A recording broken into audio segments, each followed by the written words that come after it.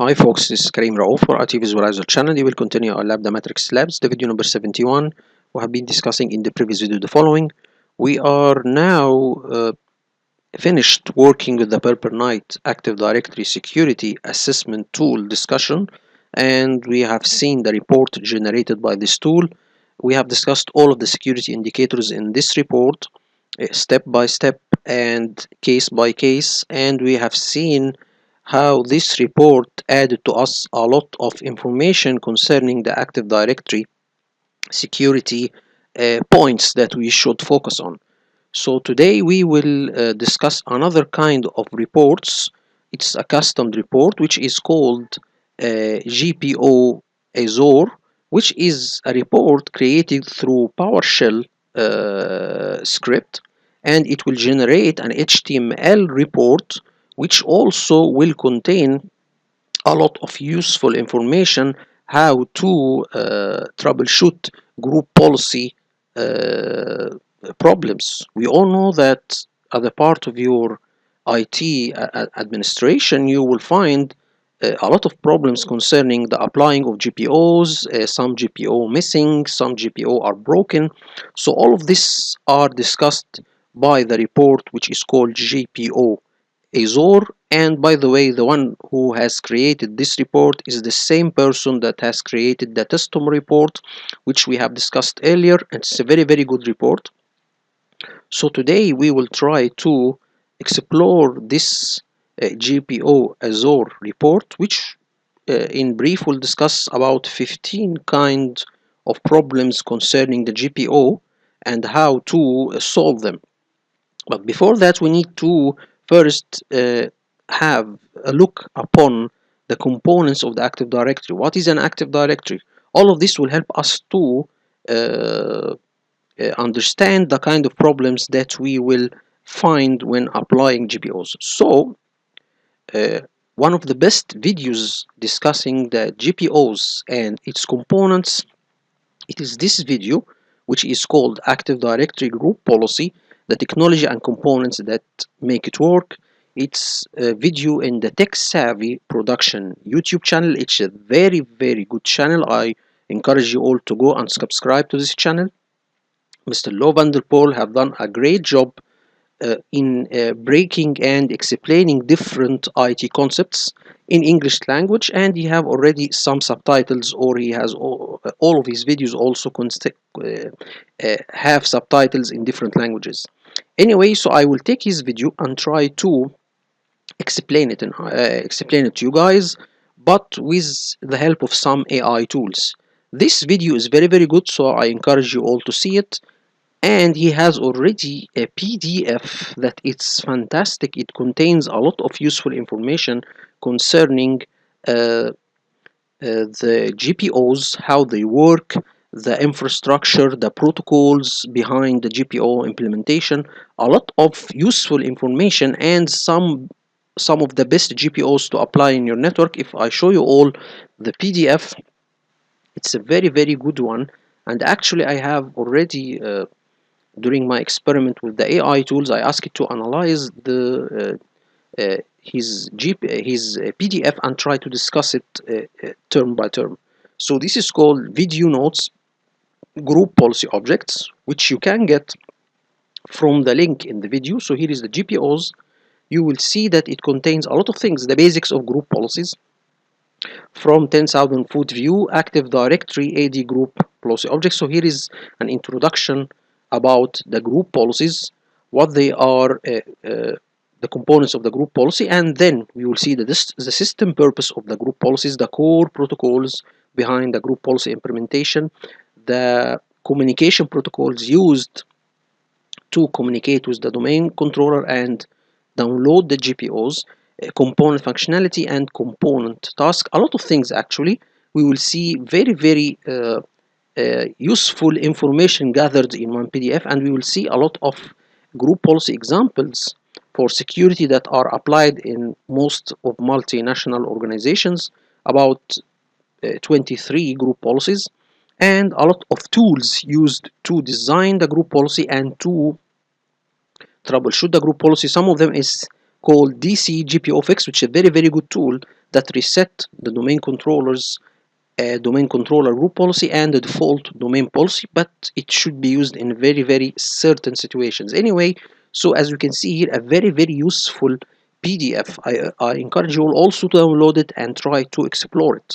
Anyway, this is one thing. Mr. Lovendelpol had already the video and has already the PDF. This is the link of it, and he have also some PowerPoint slides to explain his video, and I will use them to explain it or in my explanation and try to get the AI tools to give us real world scenarios to implement or to discuss the concepts of the GPO and their implementation. So we will go to the PowerPoint presentation. This is it.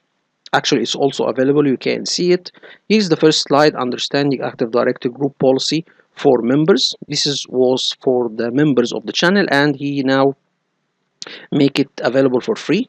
The first thing we need to know what is meant by a group policy. Group policy is a way that allows administrators to control users and computers environment in their domain. Okay, so this is basic uh, definition of what is meant by a group policy. Okay, and how it is applied: it is applied when the user logs into the machine or when the computer boots for the first time. There is two kinds of group policies that will be applied to users and group policies that will be applied to computers.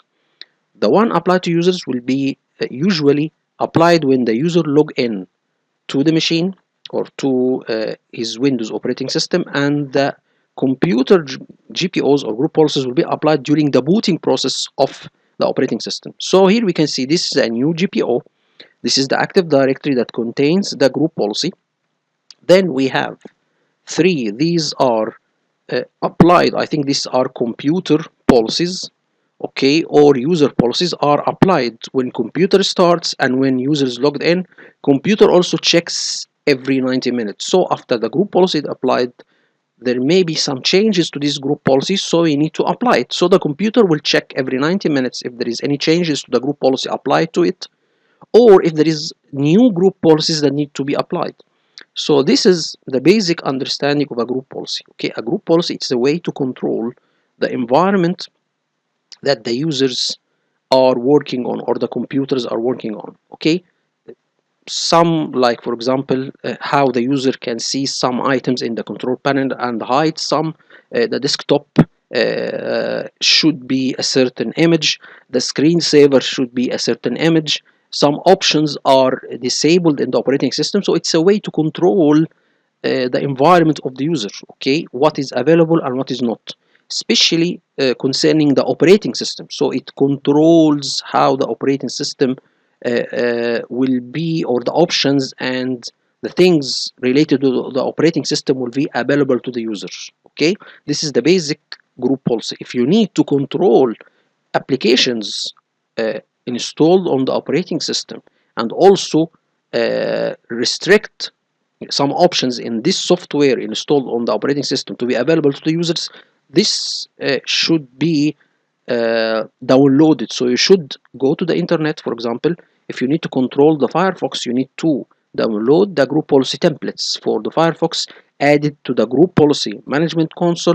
After that, you can create group policies that control how the Firefox will appear to the user. So it's basically a centralized location to control everything related to your user experience, okay, concerning the dealing with the operating system and the application. So this is very basic understanding of what is a group policy. So we need to go and discuss what is the group policy structure. We have the group policy have two components: logical components and physical components. Okay, the logical components, as we see here, when you open the group policy management console and try to create a group policy, okay, this is the logical part. You need to have the group policy name. You need to define which type of group policies you are applying to the user or to the computer, if it's security policy or other things other than security. Okay, a GPO version number, and this is a number that is when you create a group policy, it is created, and when there is changes to this group policy, it is incremented.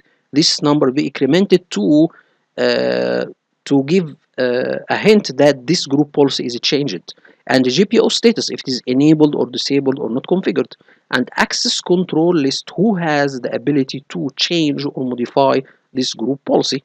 Okay, and the group policy itself has a graphical user identity, or it has a unique number that identifies it. So it has a name and has a graphical or have a unique identifier. Okay, we need to discuss all of these in some simple explanation. So we'll go to the AI tools and tell it to explain this concepts using examples, using real world case scenarios, and to help us understand this concept. So if you go and try to use a certain prompt, here I have already provided a certain prompt which is very easy and gives us a good way to ask the AI tools to explain difficult concepts. So here we will take this prompt, which is, I have already said this before, explain this topic like I am a junior IT administrator learning Active Directory, show how this concept works in Active Directory,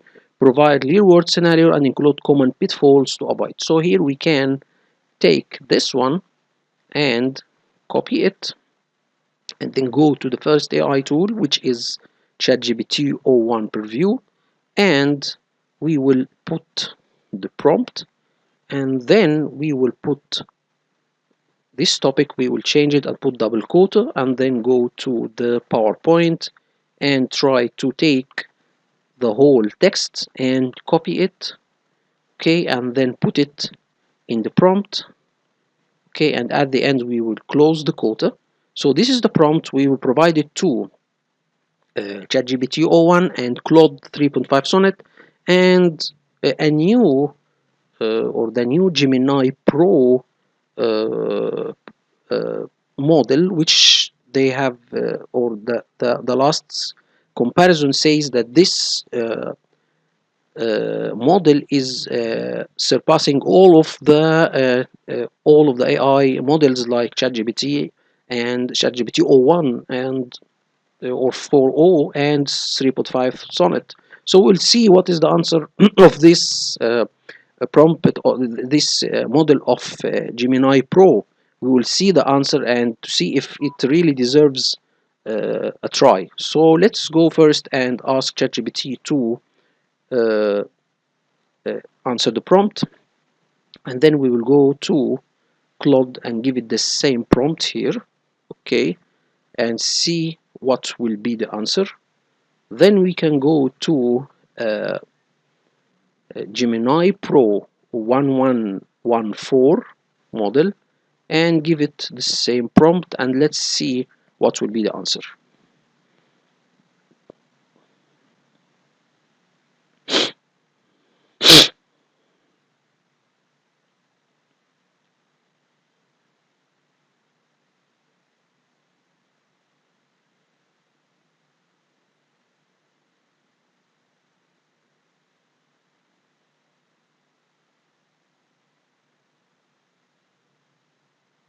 So here we'll see maybe this is the fastest, or this is faster than, or okay, I think they all have uh, the same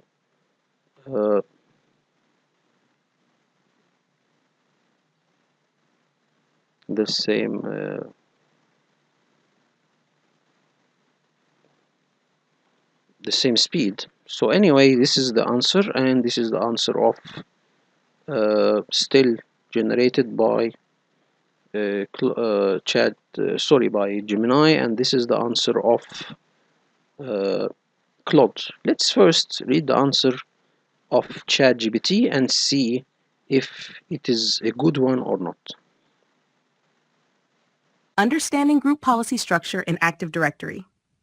As a junior IT administrator, getting a solid grasp of group policy objects, GPOs, and their structure within Active Directory AD is essential. Let's break down the logical components of GPOs, see how they function in AD, explore a real-world scenario, and highlight common pitfalls to avoid. Group policy structure mirrors Active Directory. Just like Active Directory, group policy has both physical and logical components. The logical components are what you'll interact with most as an administrator. They define how policies are identified, stored, and applied within the network. Logical components of a GPO. 1. GPO display name. What it is, the friendly name you assign to a GPO for easy identification.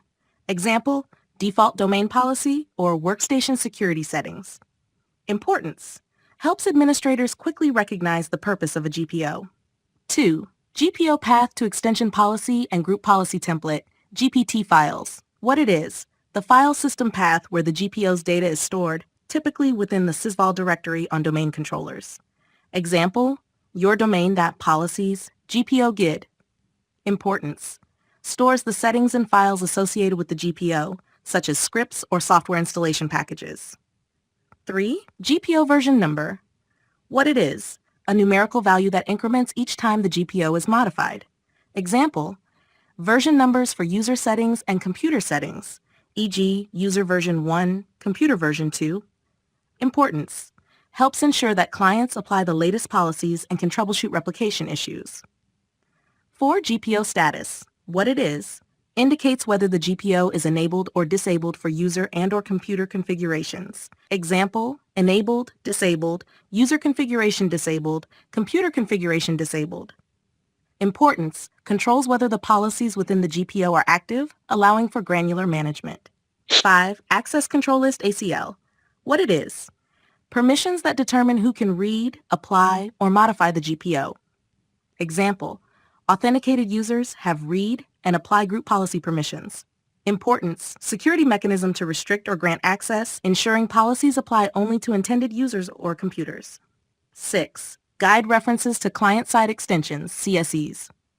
What it is, globally unique identifiers, GUIDs, that reference specific CSEs responsible for applying different parts of the GPO. Example, a GUID for the software installation CSE. Importance, ensures the correct components on the client-side process the appropriate parts of the GPO. How this works in Active Directory. Creation and linking. GPOs are created in AD and linked to sites, domains, or organizational units, OUs. Linking determines which users or computers the policies apply to. Storage. The Group Policy Container, GPC, stores GPO properties in AD. The Group Policy Template stores policy settings in the Sysvol folder. Processing order.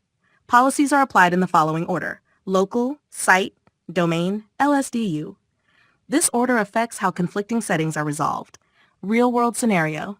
Deploying a standardized wallpaper across all company computers. Objective. Ensure all company computers display the corporate-approved wallpaper.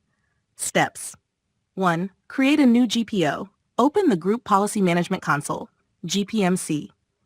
Right-click on the desired OU and select Create a GPO in this domain and link it here. Name it Corporate Wallpaper Policy. 2. Edit the GPO settings. Right-click the new GPO and select Edit. Navigate to User Configuration, Administrative Templates, Desktop.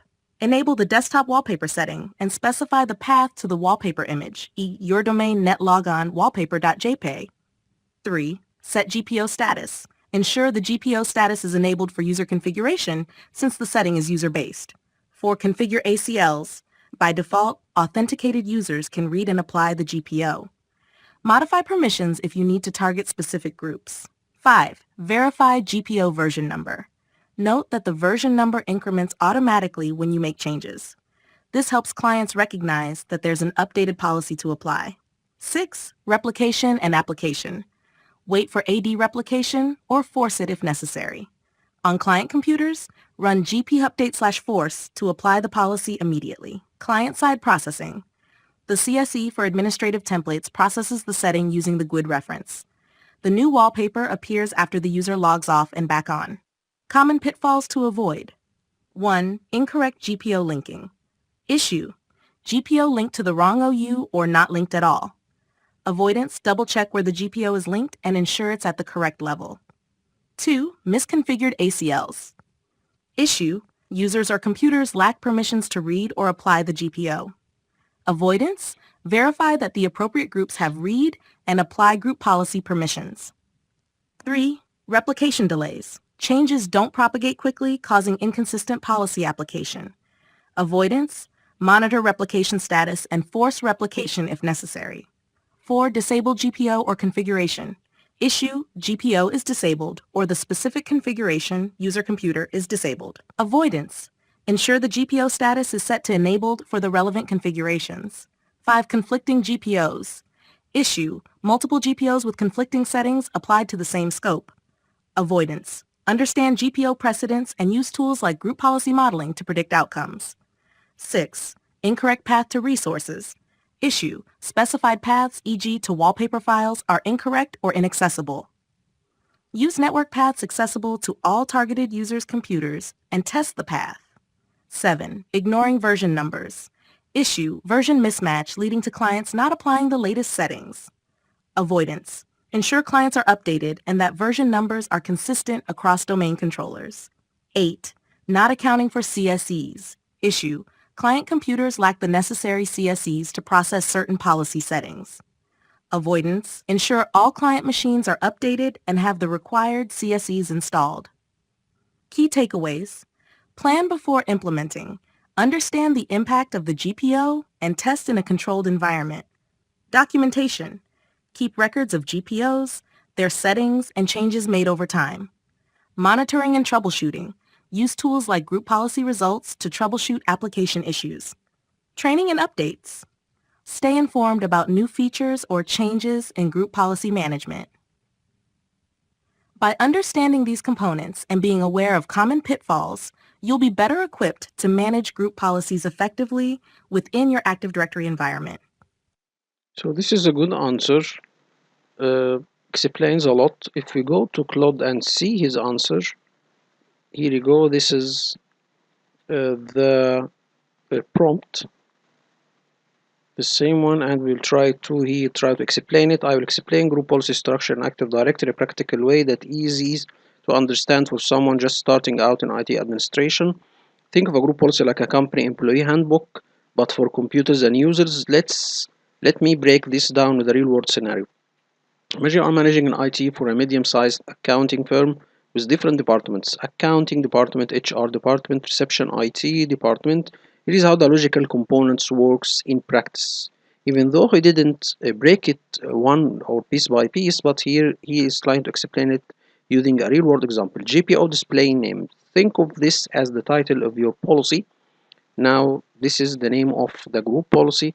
Best practice: use a clear naming convention. So here is giving us what does this means and try to give us some best practice to name it in a way to easily identify it and to know the content of the group policy from the name. For example, you can put the department, for example, abbreviations of the department, purpose and type. For example, accounting, this is abbreviation of accounting. DPT, abbreviation for department. Security, this is the purpose setting. So this is a convenient naming. We should have a clear naming convention. Okay, now the GPO, the location where the policies are stored. File path, for example, domain sysvol, domain.com policies. This folder, the unique ID, this is the group policy. Okay, real world scenario. But let's see what are the rest of, so I think he will discuss them later, the rest of the components. These are the logical components of the group policy. Real world scenario.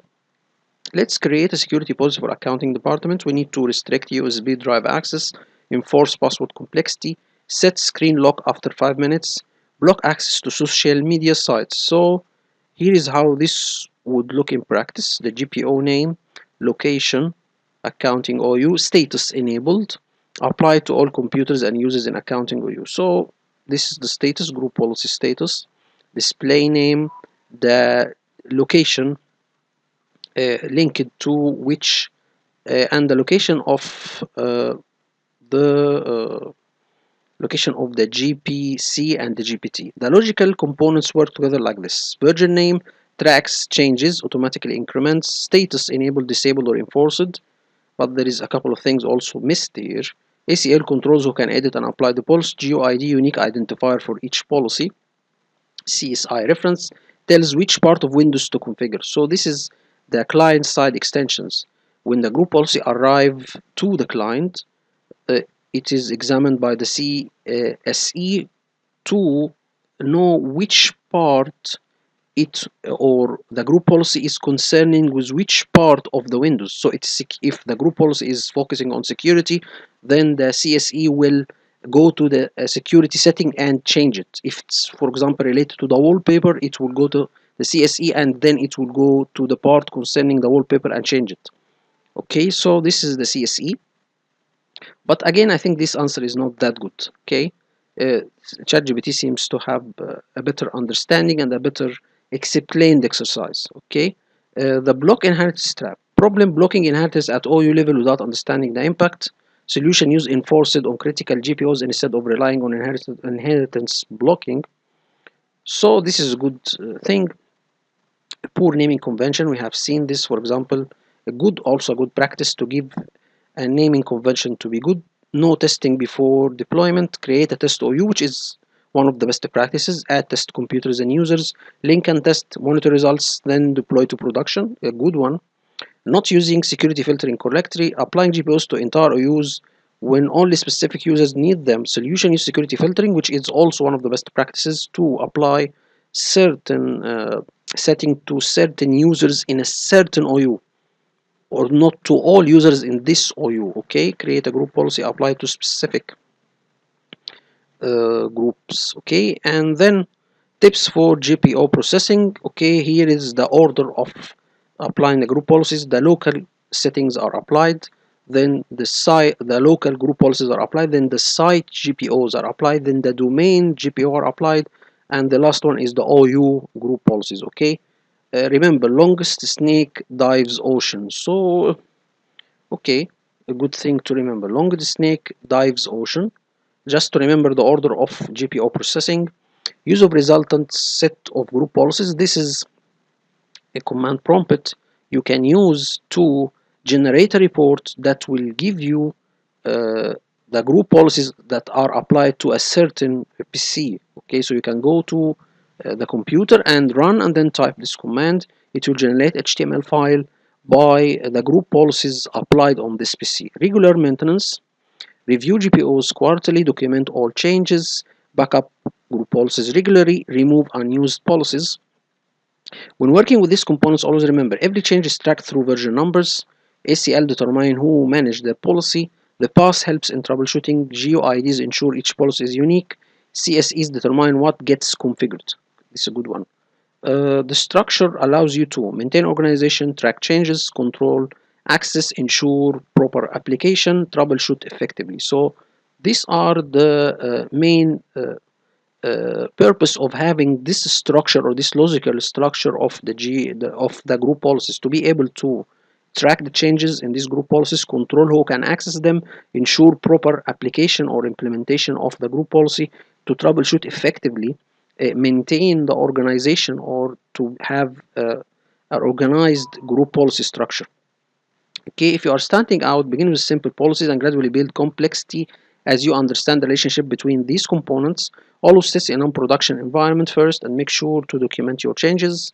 I think even though this is different, but it states some things that are not stated by ChatGPT. So this is a good thing to have different views from different AI tools. This is good, and the other one of Claude is good because it discuss the group policies from another point of view and gives you PowerShell scripts to apply them.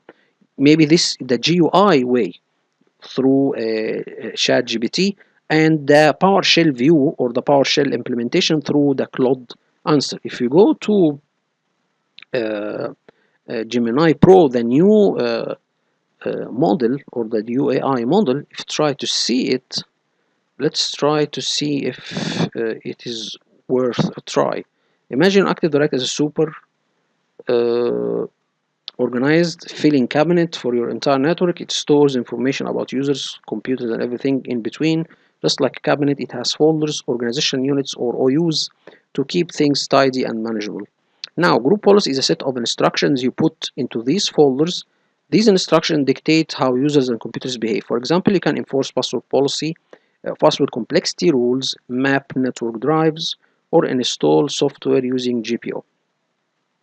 An analogy to explain that this statement you quoted about GPO structure mimicking AD structure. Let's understand this. AD structure, physical and logical. In AD, physical refers to the actual domain controllers holding the AD database. Logical refers to the structure we see in the domains, OUs, users, and groups. Okay, a good answer. GPU structure, logical. GPU objects aren't physical entities in the same way. They are collection of settings stored in the Active Directory. However, they have a logical structure similar to AD, making them easy to manage within AD. Hierarchy GPOs aren't physical entities in the same way. No, there is physical entities, okay? It's in the sysvol folder. Let's continue and see his answer. Let's break down the logical components mentioned in your quota. GPO display name, this is simply friendly name you give a GPO, finance department security. So it didn't give us best practice. Okay, GPO to extend policy and GBT. Think of it as the address where the actual setting files are stored within the AD system. Okay, extension policy. This refers to client-side extensions which handle specific parts of the GPO security setting or software installation. Okay, GPO and GBT. GBT contains the actual policy setting. It's stored in sysvol folder on domain controllers. GPO version number. Each time you modify GPO, its version number increases. This helps with replication and troubleshooting. GPO status indicates whether group policy is enabled. Also doesn't give much or the different status for the GPO. There is enabled, disabled, user disabled, computer disabled. Access control determines who has permission to modify and apply the GPO. Just like file permissions, you control who manages this setting. GO references to CSE, they are unique identifiers pointing to specific client extensions that should be processed when applying the GPO. This ensures the right settings are applied correctly. So here this is a unique number that when the client signed extensions on the workstation see it, it knows what to do exactly to configure security policy or to change the wallpaper or to do what. This helps to go to which section in the operating system and modify it based on the group policy GUID. Okay, so this is a good thing, but anyway, I think the answer is not that good from my point of view. Real world scenario, create an OU, okay, called finance, and move all finance users and computers into it. Create a GPO, name it finance security policy. Again, there is no best practice, so I think the answer of Claude in this is better concerning naming conventions. And even ChatGPT didn't give us a way to name the GPOs. If you go there, let's see if he give us a standard way to name the GPOs. Okay, if we go there, and again it doesn't give us best practice, so I think Claude also is good in this regard. If you go there and continue, this is for example finance security policy, link it to finance OU, configure setting, navigate to computer configuration, policies, Windows settings, security setting, account policies, password policy, set the desired password complexity, and lockout rules. Apply and test. Okay, we'll apply to the finance OU. Test the policy a few machines to ensure it works as expected. So again, you should test it in a separate OU. Just a moment, guys. So let's continue, guys. Here, apply. Common pitfalls: overlapping GPOs. If multiple GPOs apply to the same computer or user, they are processed in specific order. Logic side domain OU. Conflicting setting can cause unpredictable behavior. Be mindful of the GPO inheritance and use tools like GPResult to troubleshoot. Lacking of testing. Always test GPO in a test environment before deploying them to production. Unintended consequences can disrupt users and workflows. Incorrectly linking GPOs. Make sure you are linking the GPO to the correct OU. Linking it at the wrong level can affect more users than intended. Neglecting security. Proper configure the ACLs on GPOs to prevent unauthorized modification. Ignore replication issues. Ensure that domain controllers are replicating properly. If not, the GPO's changes might not propagate correctly, leading to inconsistent setting. Key ways for a junior admin. Think of GPO as instructions within AD. They tell users and computers to behave. Use OU to organize. Okay. Understand GPO component. Test, test, test. I think this is the least answer uh, from my point of view. Okay. So I think Claude is practical, more practical, and give us best practices, which ChatGPT didn't give us, but ChatGPT give us more instructions, easy than Claude. But let's give it another prompt to give us an exercise, hand-on exercise uh, uh, to understand these topics. So if you go there and try to give it or give us an exercise, here is another prompt. Okay, design a set of hand-on exercise to teach the concept here, and let's see how the answer will be. If we go further, sorry, let's go up. So here we go. I need to take this prompt.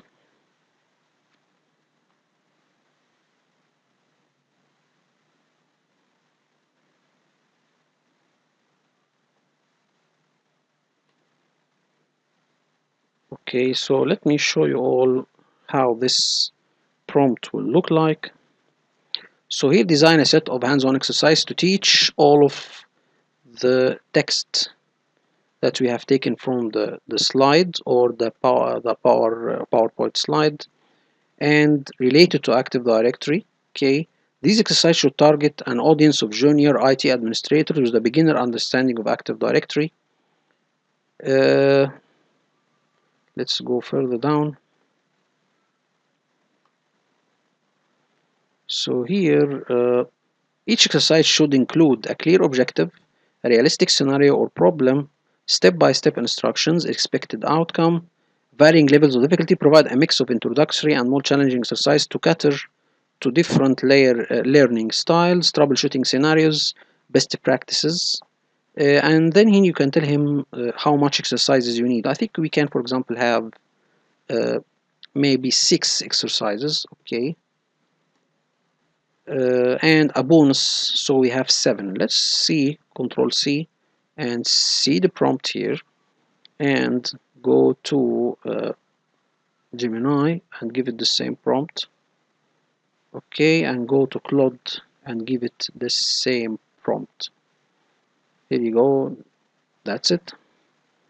And let's see.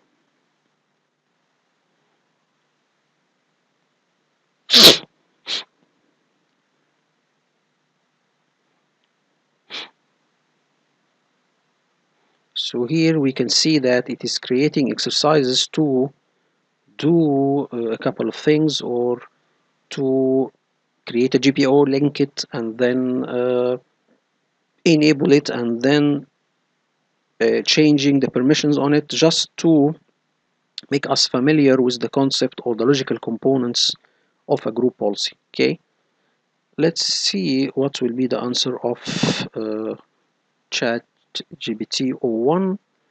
It's still generating the answer.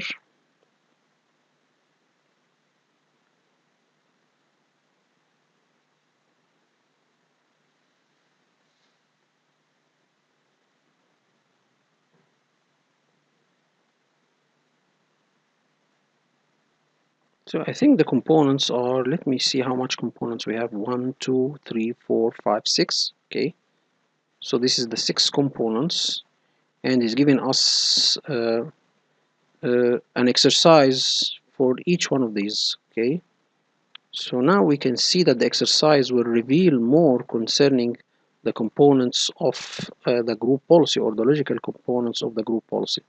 Let's go and uh, read the answer. First of all, let me see if they all finished. Again, this took a lot of time. So If you go to Claude and see if he has finished the answer, if you go there and try to see the exercise, okay, so he has already done the exercise. If you go and get the beginning of the answer, so here you go, this is hands-on exercise. Let's read the answer of ChatGPT and see if it will give us more exercises concerning the group policy components. Hands-on exercises. Understanding group policy structure in Active Directory. Welcome, junior IT administrators. These exercises are designed to help you grasp the logical components of group policy objects, GPOs in Active Directory, AD. You'll get hands-on experience with GPO display names, paths, version numbers, statuses, access control lists, ACLs, and GUID references to client-side extensions, CSEs. Prerequisites, environment, a virtual lab with at least. Okay, so again, I have recently a lot of failures concerning the read out loud feature in ChatGPT. So we'll try to read it using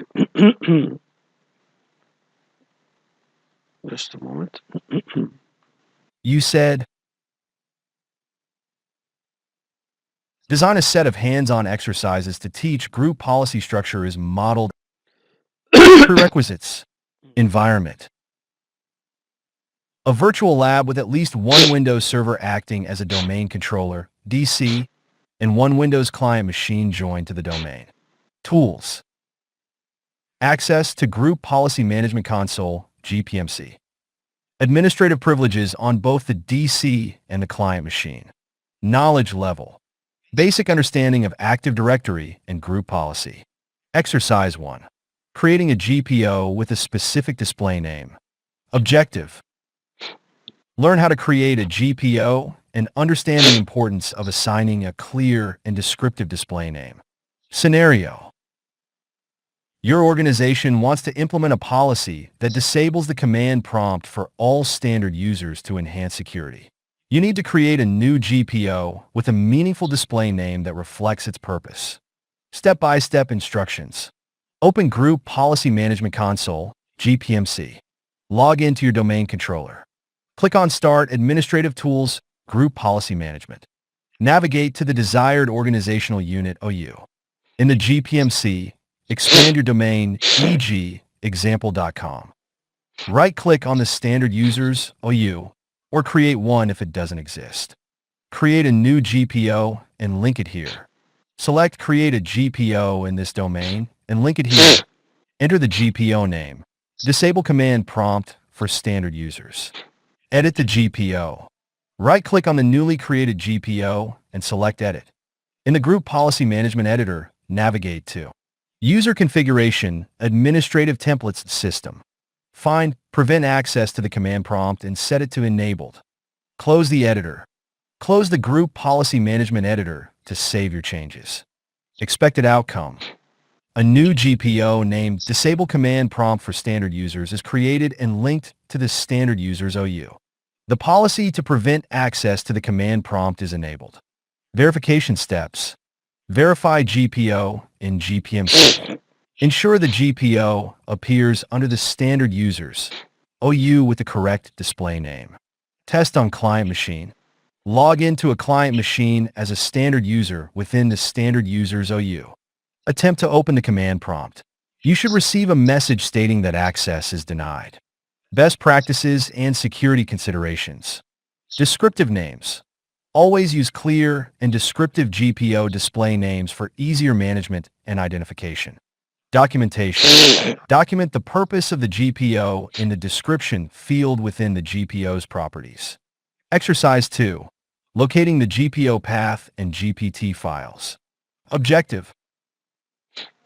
Understand where GPO files are stored in Sysful and how to access the Group Policy Template, GPT files. Scenario.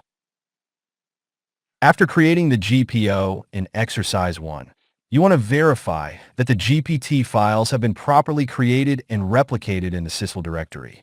Step-by-step instructions. Find the GPO's GUID. In GPMC, right-click on the Disable Command Prompt for Standard Users GPO. Select Properties. In the Details tab, note the unique ID GUID of the GPO, e.g. 01B5678345678 AppDev0. Access the Sysvol directory. Open File Explorer.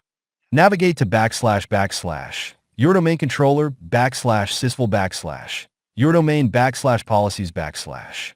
Locate the GPO folder. Find the folder named with the GPO's GUID, e.g. 55678345678 AppDev0. Explore the GPT files. Open the GPO folder. Look for the gpt.ini file and other policy-related files. Expected outcome. You can locate and view the GPT files associated with the Disable Command Prompt for Standard Users GPO in the Sysvol directory. Verification steps. Verify presence of GPT files. Confirm that the gpt.ini file exists within the GPO's folder. Open gpt.ini with a text editor to view its contents. Check for policy files. Look for folders like User or Machine, which contain policy settings. Best practices and security considerations. Do not modify files directly. Avoid making changes directly to the files and systems. Always use GPMC for modifications. Permissions. Ensure that only authorized administrators have access to modify files in Sysvol. Exercise 3. Modifying GPO version number and understanding replication. Objective. Learn how GPO version numbers change with modifications and how they play a role in replication across domain controllers. Scenario. You've made changes to the Disable Command Prompt for Standard Users, GPO.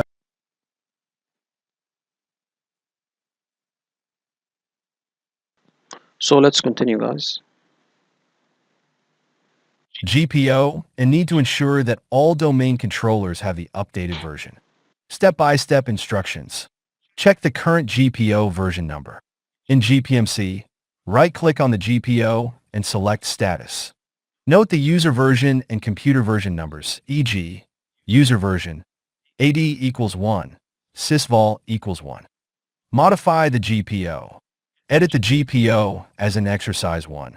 Navigate to User Configuration, Administrative Templates, System. Disable the policy, prevent access to registry editing tools. Check the GPO version number again.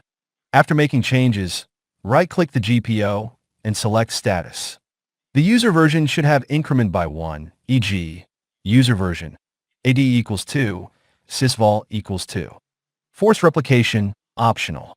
On the domain controller, open command prompt. Run the command repadmin/syncall/audap. This forces replication across all domain controllers. Check version numbers on other domain controllers. If you have multiple DCs, log into another DC. Use GPMC to check the GPO version numbers and ensure they match. Expected outcome. The GPO version number increments after modification. Changes replicate across all domain controllers, maintaining consistent version numbers. Verification steps. Verify version number increment. Confirm that the user version number increased by 1. Verify replication. On other DCs, check that the version numbers match those on the originating DC. Test on client machine. Run pupdate/force on a client machine. Confirm that the new policy setting, registry editing tools are accessible, is applied. Best practices and security considerations. Monitor replication. Regularly check replication status to prevent inconsistencies. Version numbers. Use version numbers to troubleshoot replication and application issues. Exercise 4. Configuring and verifying GPO status. Objective. Learn how to enable or disable a GPO and its specific configurations, user or computer, to control policy applications. Scenario. You need to temporarily disable the Disable Command Prompt for Standard Users, GPO, to perform some tests without the policy affecting users. Step-by-step instructions. Disable the entire GPO. In GPMC, Right-click on the Disable Command prompt for standard users GPO. Select GPO status disabled. Alternatively, disable specific configuration. If you only want to disable the user configuration, select GPO status, user configuration settings disabled. Verify GPO status. The GPO icon will show a grayed out symbol indicating it's disabled. In the Details tab of the GPO's properties, the GPO status will reflect the changes. Update group policy on client machine. On a client machine, run command prompt as an administrator. Execute pupdate/force. Expected outcome: the GPO or specific configurations are disabled. Policies within the disabled configurations are not applied to users or computers. Verification steps. Check policy application. On the client machine, attempt to open the command prompt. It should now be accessible since the GPO is disabled. Use GP Result tool. Run presult/rn command prompt on the client machine. Under Applied Group Policy Objects, the disabled GPO should not be listed. Best practices and security considerations. Use caution when disabling GPOs. Disabling a GPO can have widespread effects. Ensure you communicate changes to affected parties. Testing. Always test changes in a controlled environment before applying them broadly. Exercise 5. Modifying GPO ACLs for security. Objective. Understand how to modify a GPO's ACL to control which users or computers the policy applies to. Scenario. You want the Disable Command prompt for standard users GPO to apply only to members of the sales group, not all standard users. Step-by-step instructions. Create a security group. On the domain controller, open Active Directory users and computers. Navigate to the user's container or desired OU. Right-click and select New Group. Name the group Sales. Add users to the group. Add the relevant user accounts to the sales group. Modify GPO security filtering. In GPMC, select the Disable Command prompt for standard users GPO. In the Scope tab, under Security Filtering, remove authenticated users by selecting it and clicking Remove. Click Add and enter Sales to add the group. Edit the GPO's delegation settings, optional. Go to the Delegation tab. Click Advanced. Ensure that the sales group has read and apply group policy permissions. Update group policy on client machines. On a client machine belonging to a user in the sales group, run pupdate/force. Expected outcome: the GPO applies only to users in the sales group. Other standard users are unaffected by the GPO. Verification steps. Test with a sales user. Log in as a user in the sales group. Attempt to open the command prompt. Access should be denied. Test with a non-sales user. Log in as a standard user not in the sales group. Attempt to open the command prompt. Access should be granted. Use GP Result. On both client machines, run presult/r. Verify that the GPO is listed under Applied Group Policy Objects for the sales user, but not for the non-sales user. Best practices and security considerations. Principle of least privilege. Apply policies only to the groups that need them to minimize unintended impacts. Document changes. Keep records of any modifications to GPO ACLs for future reference. Exercise 6. Understanding GUID references to client-side extensions, CSEs. Objective. Learn how to identify which CSEs are involved in process. So let's continue, guys. Here, exercise 6, understanding graphical unique identifier reference to client-side extensions. Processing a GPO and how to troubleshoot related issues. Scenario. Users report that the policy to disable the command prompt is not taking effect on some client machines. You suspect that the relevant CSE is not functioning properly on those clients. Step-by-step instructions. Identify the CSE GUID. Each policy setting is processed by a specific CSE identified by a GUID. The administrative template CSE GUID is 35378683110 Check the client machine's registry. On an affected client machine, open Registry Editor, regedit.exe. Navigate to HKO_local_machine /software /Microsoft /Windows NT /current version /Winlogon /GP extensions. Locate the CSE GUID. Find the key corresponding to the CSE GUID 3537868318904 Click on it to view its properties. Verify CSE functionality. Ensure that the DLL name value is correctly set to userinv.dll or the appropriate DLL. Check the No Machine Policy or No User Policy values. If set to 1, the CSE will not process policies.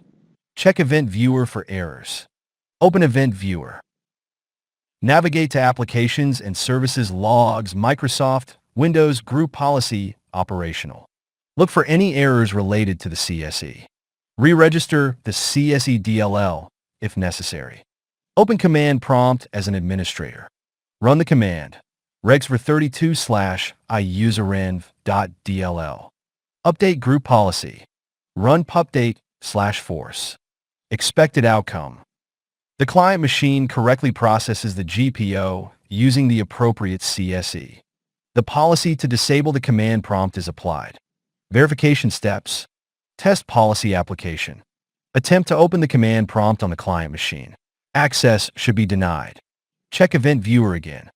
Ensure there are no errors related to group policy processing. Use GPResult. Run presult/hpresult.html.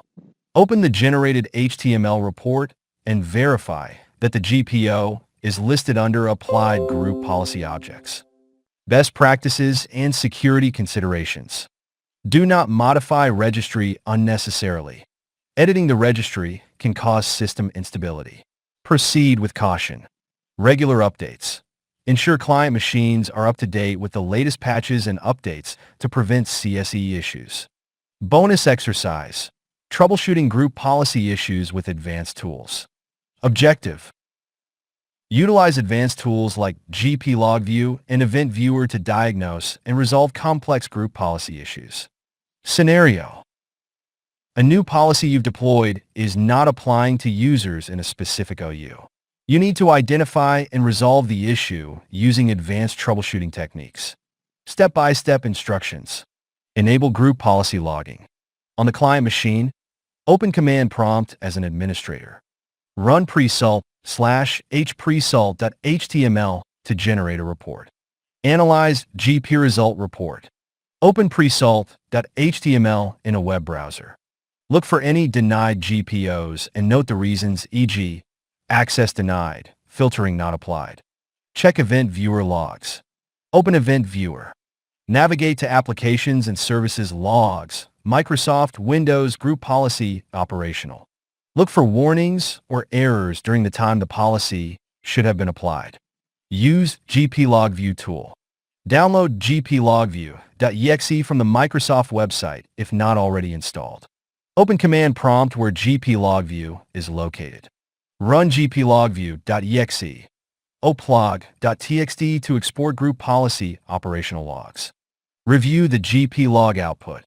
Open plog.txt and search for errors or issues related to policy application. Identify and resolve the issue. Common issues might include incorrect ACLs, replication problems, or WMI filtering. If the issue is an ACL problem, adjust the GPO security settings as an exercise 5. If replication is delayed, force replication using repadmin/syncall/oddap. Update group policy and verify. Run pupdate/force on the client machine. Verify that the policy now applies correctly. Expected outcome. The issue preventing the policy from applying is identified and resolved. The policy successfully applies to the users in the specific OU. Verification steps. Rerun GPResult. Generate a new presult.html report. Confirm that the GPO is now listed under Applied Group Policy Objects. Check event viewer logs. Verify that there are no new errors during group policy processing. Test policy functionality. Confirm that the policy settings are active on the client machine. Best practices and security considerations. Regular monitoring.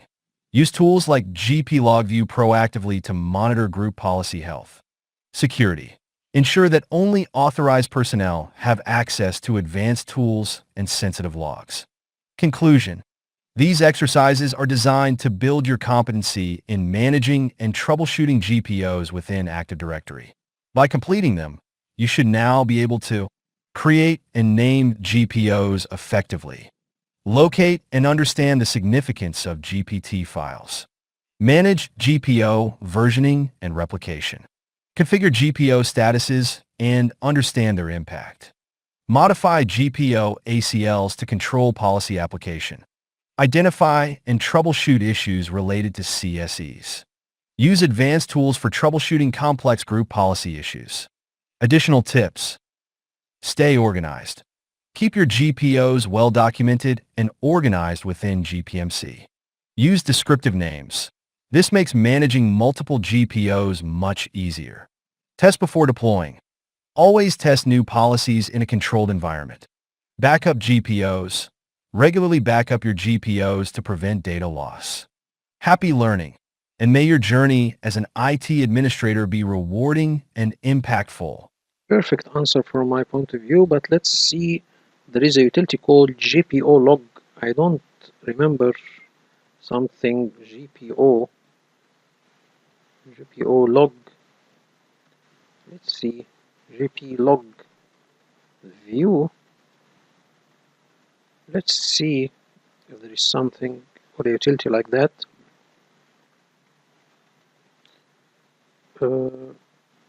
Is a command that can use to export group policy related. So this is a utility. Okay, so this seems to be a built-in command utility.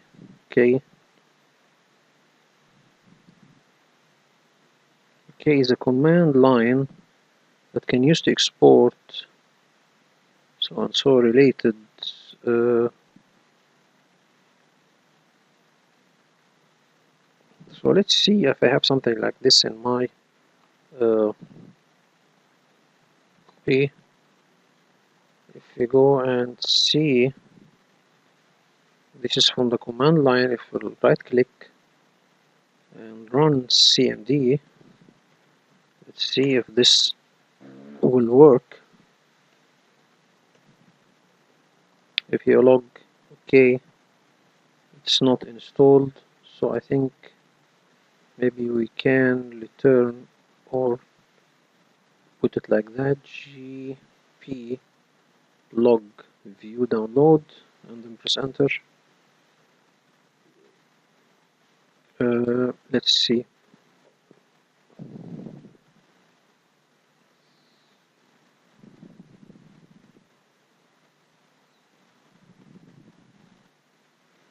Okay, here you go, this is it. But this is GPU view, not GPO log, so this is not the correct one.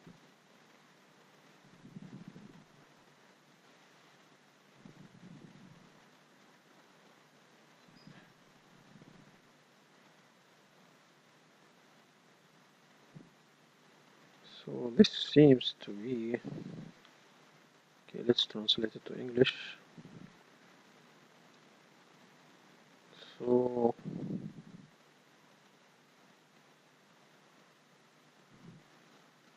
GPE log viewer, this seems, where is this log file? GPO log viewer, here you go, this is the utility itself, save, and we can save it to downloads, and let's try to see this utility. Actually, I didn't use it before. If we try to do this and try to open the utility GPO view, okay, and then okay, this is seems to be Let's scan it just to make sure.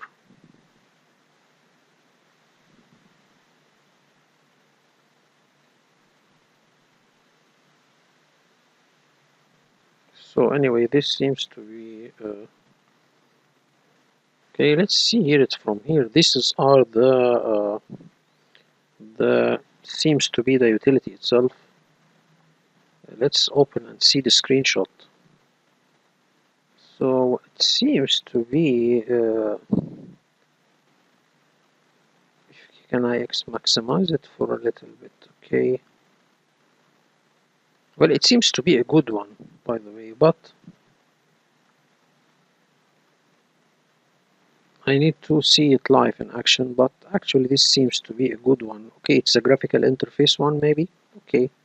Anyway, so this is one good info I didn't know before. So let me ask Perplexity GP log view.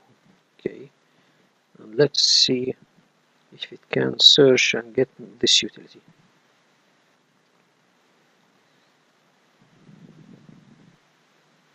Okay, this seems to have. Okay, here you go. So this is the utility developed by Microsoft to assist troubleshooting GPOs. Key feature: real-time monitoring, monitor mode. GPO log can capture group policy events in real time. Rank GPO log.m. Okay, export logs, filtering by ID.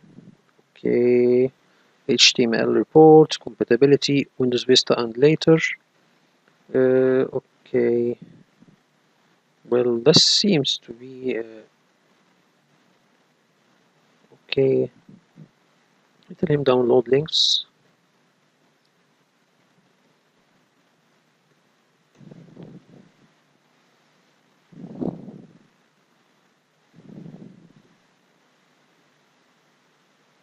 But actually, I didn't find it. Okay, let's see. You can view it from this link. Okay, this is a legacy, so this seems to be an old version, or it's not used anymore. The download includes MSI necessary for installation. Please note the original Microsoft download is no longer available, and the archive is hosted by a third-party site. So this is why I didn't find it in Microsoft websites. If I try to see if there is any videos we can get to see if this utility works. Okay, if you can tell him search videos, no videos files. Anyway, so we can see how this works and try it at home and see if it's working or not. Okay, anyway, let's go to Claude and see his answer, which seems from my point of view will add a lot.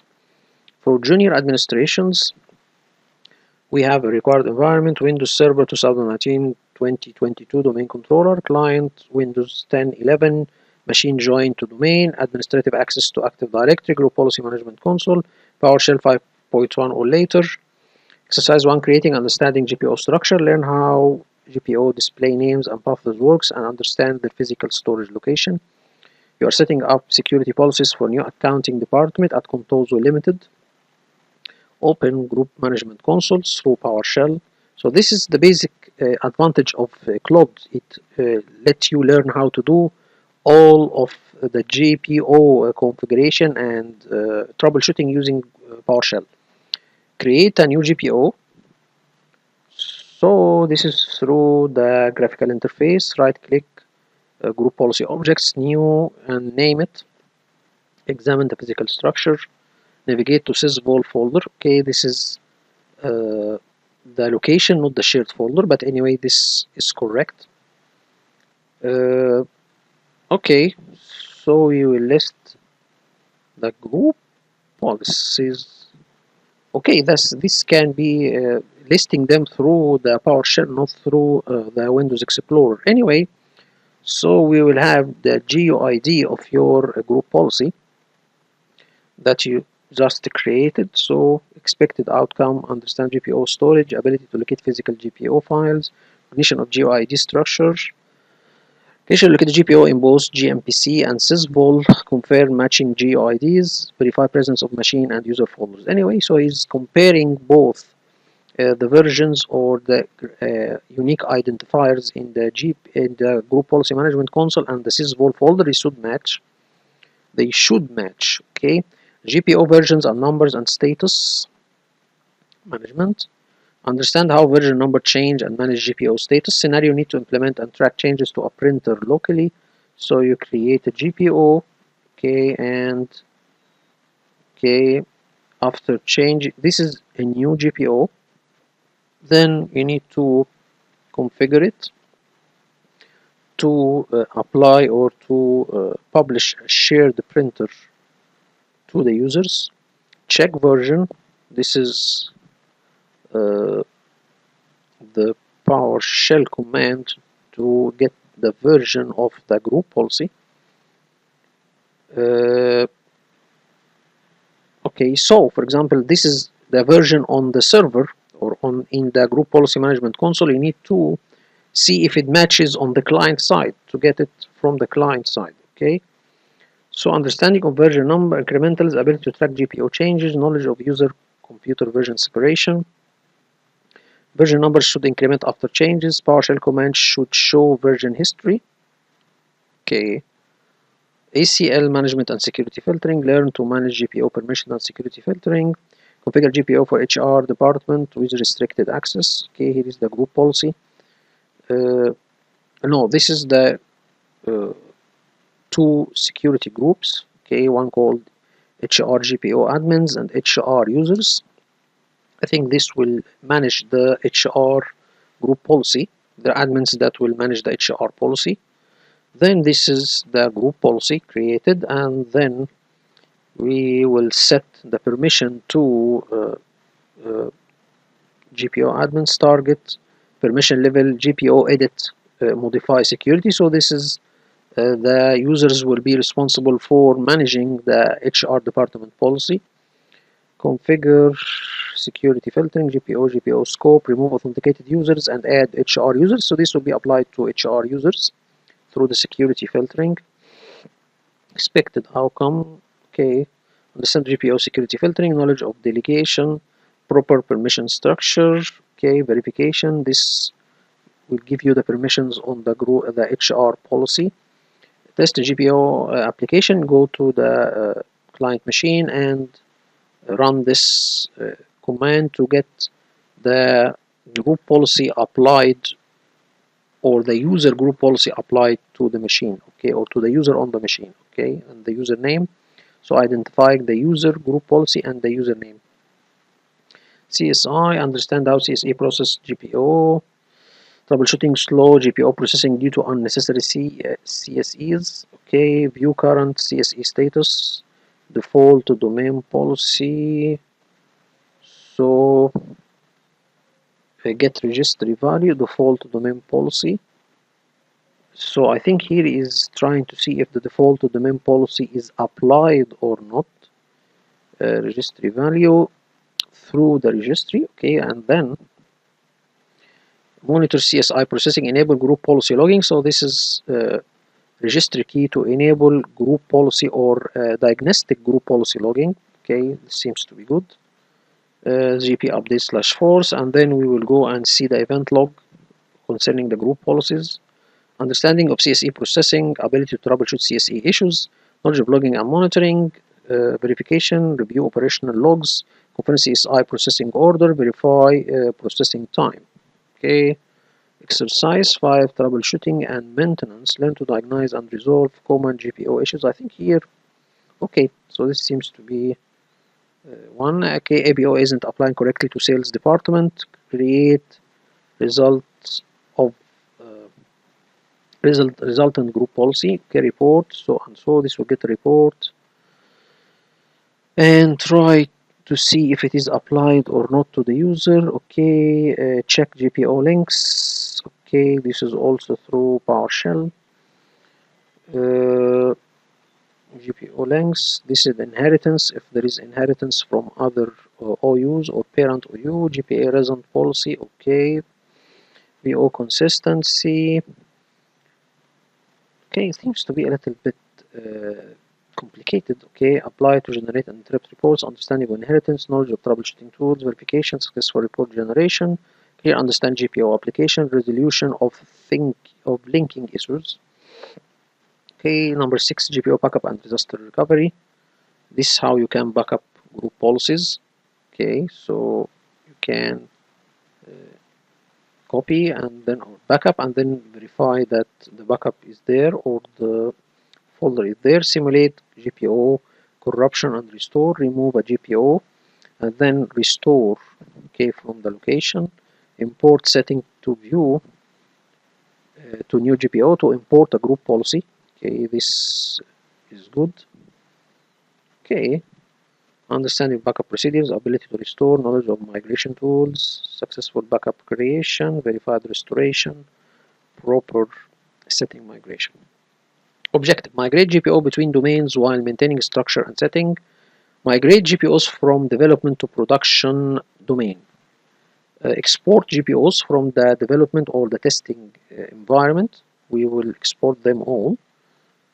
Okay, what is create migration table? GPO minus create migration table.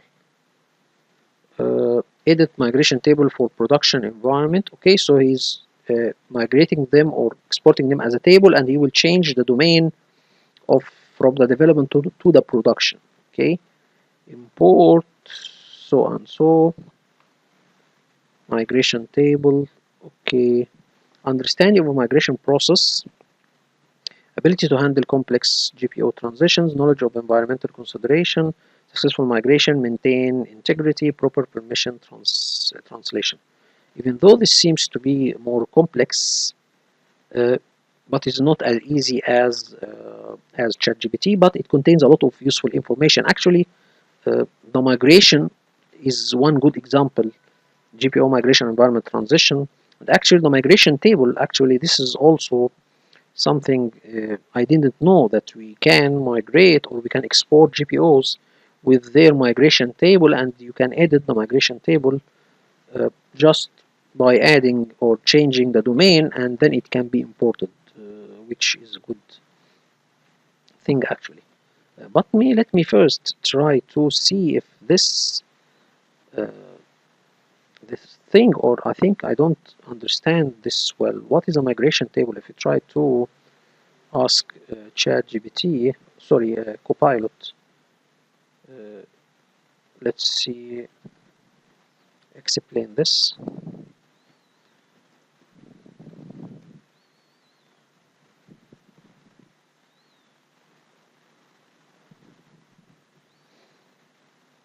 Let's tell him, explain this script. Okay, and then let's see it if we'll understand it or it will explain it.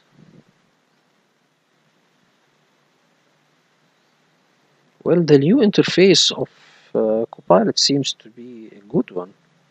Okay, explanation, export, command used to export GPO policy. Okay, backup. Okay, then the path, create migration table. This parameter creates a migration table during the export process. A migration table is used to map security principles like users and groups and UNC passes from one domain to another, which is useful migrating GPOs between different environments. UNC for what? The UNC for the group policy itself, the location of the group policy. Okay, this is meant by UNC. UNC for what? Let's see, this is just to make sure he understand. Okay, for example, it's configured to deploy, so it might reference a shared folder on the network using UNC path like so. This ensures all computers extend access resources. In the script provided, one helps to map these UNCs from one domain to another during the migration process, ensure that GPOs continues to function correctly in the new environment. Okay, so this is related to if the group policy contains any UNCs or any locations to apply certain scripts or something. Okay, so this is good. This seems to be good. Okay, so now this is the answer of Claude. Well, I think it's not that good from my point of view.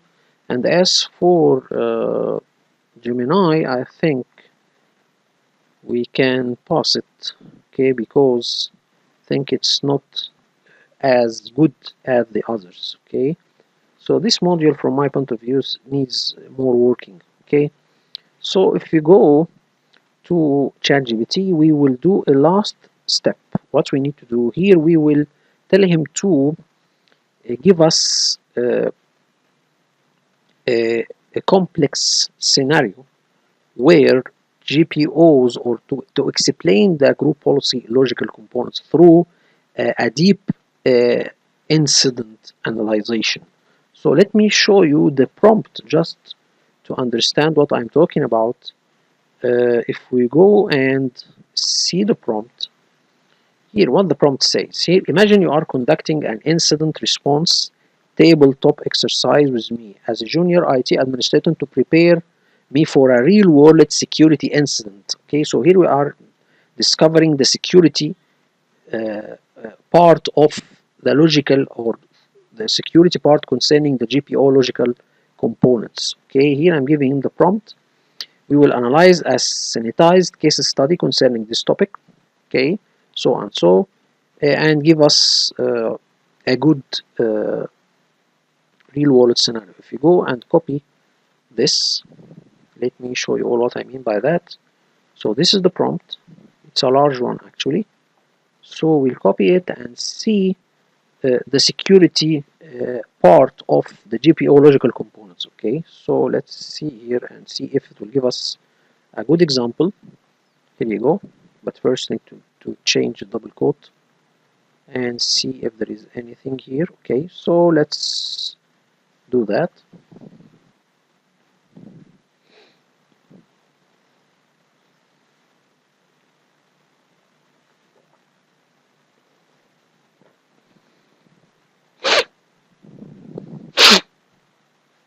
So here we are trying to get ahead, okay, or discover or discuss the GPO logical components from different perspectives. Exercise lab, explanation, or no, the concept itself is explained, and then the security concept or the security side of the GPO logical components. Let's see here the answer and try to, but first we need to make sure he has already okay, so this is here. I mean, he giving me an exercise, but through a real incident, okay, or try to be as much real as possible. Okay, hello, welcome to this incident tabletop exercise. You will step into the role of junior IT administrator, responding to a potential security incident within your organization Active Directory environment. Our focus will be understanding how the logical components of GPO or group policy objects can be involved in a security incident. Okay, so here, phase 1, identification.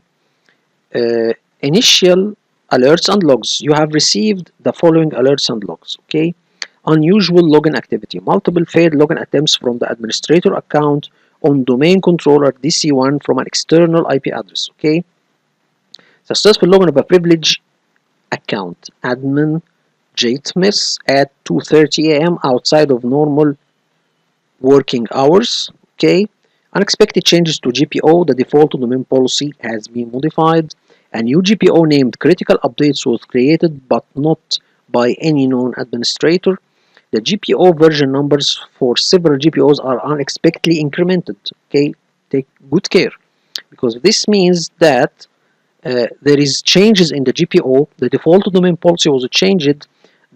One of our administrator accounts are hacked. Now, how this all we have get all of this data? Security monitoring tools alert indicating that access control of the default domain policy was alerted. So now someone have modified permissions to the default domain policy. This was alerted by our security monitoring tools. Okay, there is some from Microsoft and other specialized tools. Detection of changes to GPO status, with some GPO being disabled without authorization. So there is a lot of things happen now. Group policies, default domain policy is changed. some group policies are incremented, or also other group policies are changed. Some group policies are disabled. Okay, and let's see here, and some GUID reference to client-side extension has been modified in certain GPOs. So also playing with the GUID, just this is very critical, because it will tell the client which part of the GPO to apply, okay, through this GUID. Anyway, additional logs, you will see event 5136, logs showing modification to GPOs, event 4670, permissions on object code change, indicating changes to GPO access list, control list. So here is giving me an exercise. As a junior IT administrator, please analyze the provided information, identify potential indicators of compromised related to Active Directory, identify potential indicators, okay, so and so, formulate an initial hypothesis about the nature and the scope of the incident. So here, this is an exercise. If I tell him to simulate my answer, let's see how we can solve an incident like this. So this is a good exercise to see if a real world scenario happens concerning a hack, okay, and changing the group policies. What will be our steps to do?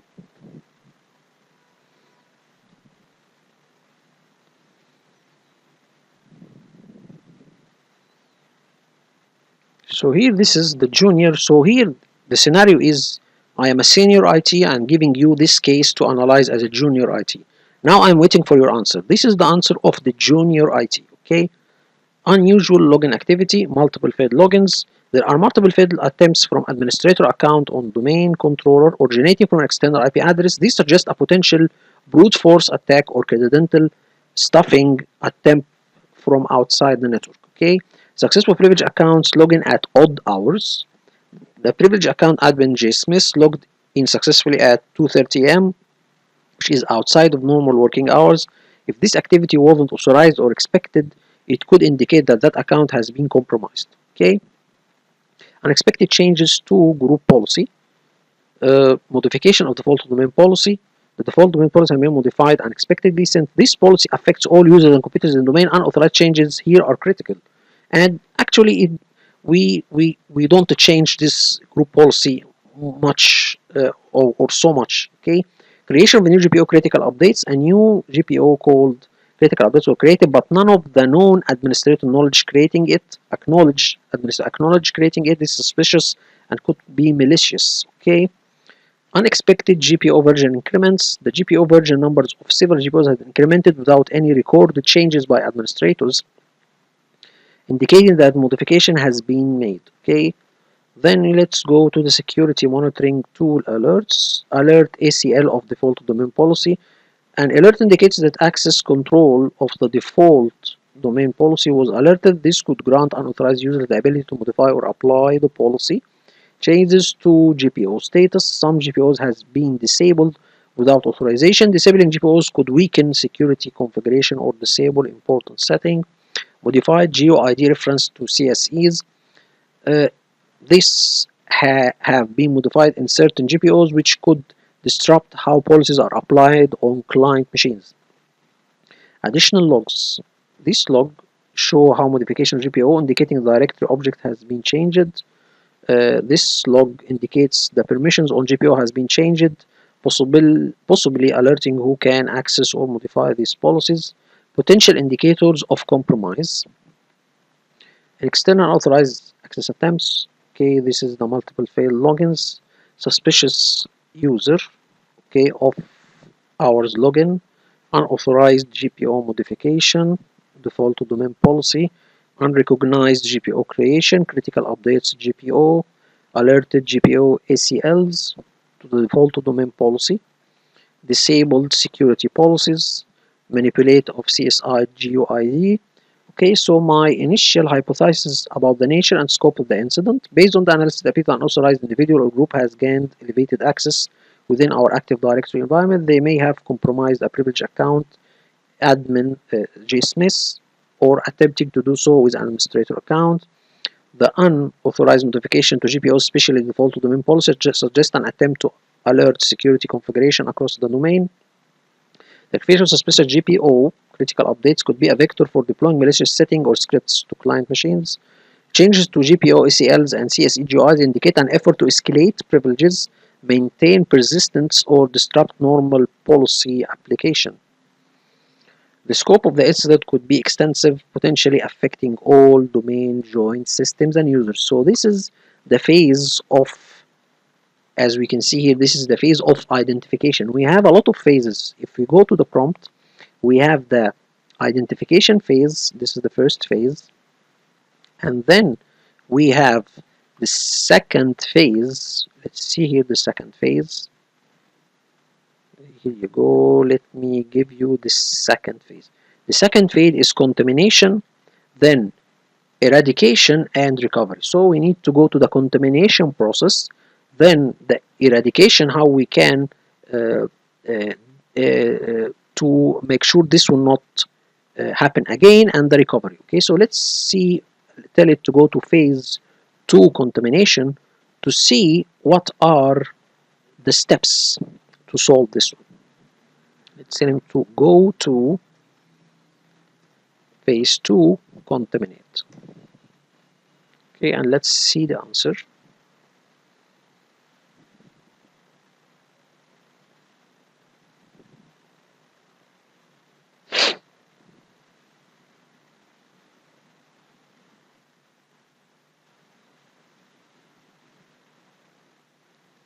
So this is another exercise about the contamination. What are the steps for contaminating this process?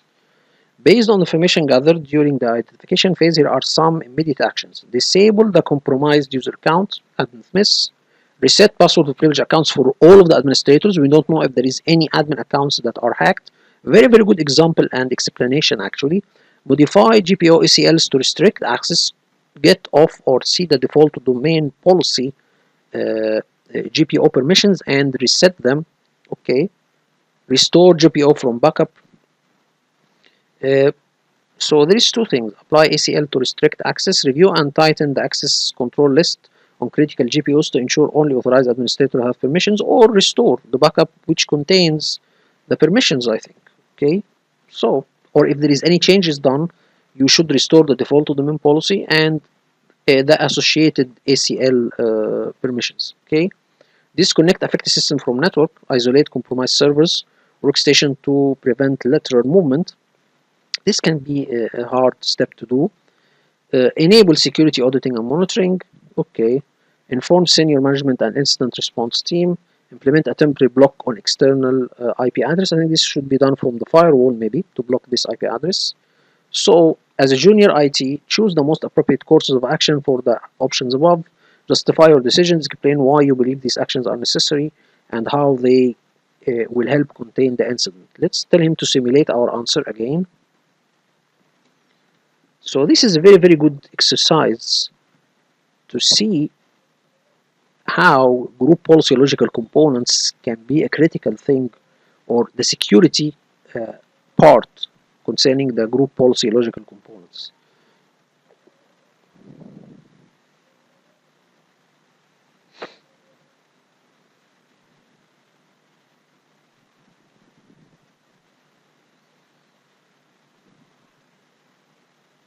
So here this is the answer. Now disable the compromised account. Immediately disable admin JetMess. Okay. This is saying the justification for that. Okay. Reset privilege account. Okay.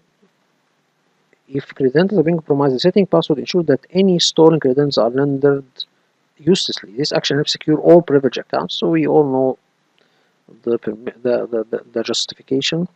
Modify group policy ACLs to restrict access, especially the default to domain policy. So it's giving the justification. Restore backup. Restoring from backups reverse unauthorized changes made to the GPO, ensuring that malicious settings are removed and security configuration are retained. Okay, so this is a good thing. Okay, enable security auditing. This is good. Inform senior management and incident response team. Handling security incident requires coordination and resource beyond my capability as a junior administrator. Informing senior management ensures that appropriate incident response procedures are followed and necessary resources are allocated. Temporary block on external IP address.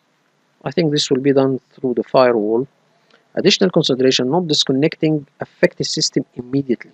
I am choosing not to disconnect. So this one, very good, because actually I was having some concerns concerning this step in specific. I am choosing not to disconnect affected system from the network at this moment because immediate disconnection could disrupt business operation. By taking the above actions swiftly, we can contain the incident while maintaining operation continuity. However, if evidence suggests that the compromise is widespread or cannot be contained through these measures, I would consider isolating affected system. Very good. Summary. So I'm giving you the summary. Contain the incident, protect critical assets, prepare for eradication and cover. This is the second step, or the second phase. Okay. Then let's go to phase 2.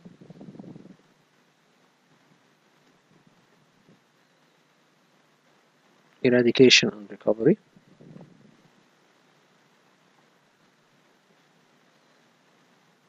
And let's see.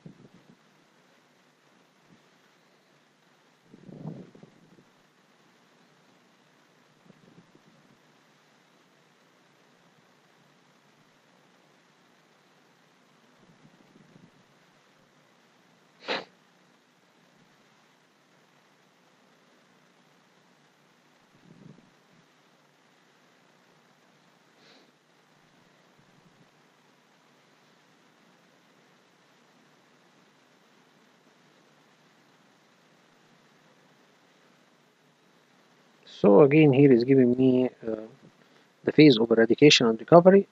Based on the current situation, here are some actions you should consider. Conduct a thorough investigation of the compromised accounts. Use tools like PowerShell scripts to audit the activities of admin Smith and other privileged accounts to determine the extent of compromise. Okay, this is a good step. Scan for malware and remove any discovered threats. Deploy antivirus and anti-malware across the network to scan for and remove any malicious software that has been introduced. Review and restore modified GPOs. We have seen this or this step before. Verify GPOs for unauthorized change, particularly focus on GPO version numbers, GPO status, and GeoID reference to CSEs. Restore them to their intended configuration. Implement additional security measures. Enable multi-factor authentication for privileged accounts, a good step. Implement stricter password policy. Consider use privilege access management, also a good step. Patch and update systems. Sure all systems, including servers and client machines, are updated with the latest security patches and updates. Conduct user training and awareness. Educate users, especially privileged account holders, on security best practice, how to recognize potential threats. Monitor the environment post-eradication. Set up continuous monitoring using SIM tools. Detect any reoccurrence of malicious activities. Okay. Document the incident and lessons learned. Okay, very good. Let's tell him to simulate our answer. So all of these are good exercises. Okay, so you know the concept, okay, of group policy logical components. You know the exercise, how we can exercise this in a hands-on lab, and then we will see the security, which is one of the main focus areas in today's world. Okay, the insecurity of everything. Okay, so let's see here. Conduct a thorough investigation of the compromised accounts. Use PowerShell scripts. Okay, so this is a justification, but doesn't give us the tools or the script to do so. We can ask it to give us the script to do these steps. Anyway, scan for removed any discovered threats. Okay. Maybe the attacker have something like keyloggers or remote access tools to maintain persistent of or exfiltrate data. Okay, so this is why we need antivirus and malware. Okay, review and restore GPOs, implement multi-factor authentication, make it more difficult to attackers to compromise accounts. Okay. Anyway, so this is a good thing. Patch and update systems. Outdated systems may have known vulnerabilities that attackers can exploit. Okay, by patching and updating. We reduce the attack surface and protect against exploits targeting known weakness. Okay. Environment post eradication. Okay, we use CIM tools to detect any reoccurrence of malicious activities. Make sure that we have our environment monitored every time. Okay. And at the end, we need to document all of these things. Okay, so this is a good answer. We see how we have go to the steps, or we have seen the steps concerning this incident. If you go to Claude, you'll see a very comprehensive incident. If you go there, let's see here the exercise. Initial scenario: day 1, 9:15 a.m. Your organization SIM had generated the following alerts in the last hour: multiple failed login attempts for the domain account DA Smith from workstation so and so, a successful login for Smith on workstation, new GPO security update 2024 created, multiple GPO modifications detected, the default domain policy, inheritance block on OU HR so and so to block the default domain policy on the HR OU, new group policy created, link it to the OU, so he have created one, block default domain policy, link the new GPO to the HR OU, PowerShell execution detection on DC1, the command get GPO set permissions, so he's playing with the permissions or the permissions on the default domain policy I think. Event log entries from DC01, event 46S8, new process PowerShell, user DSMS, this to open the PowerShell and then try to do or create the GPO through the PowerShell, and event 5136, this is creating the new GPO. So we have the logs and we have the SIM logs. Okay. As a junior admin, analyze the information and identify potential IOCs, form an initial hypothesis about what might be happening. Okay, and then tell him to simulate the answer. Now he give us my answer. Junior admin response. Based on the alerts and logs provided, here is my analysis. Multiple failed logins for DSMS for the workstation, creation of a new GPO, blocking default domain policy on HROU. Okay, based in code PowerShell command could be attempting to hide activity, modification to GPO permission through PowerShell. Initial hypothesis.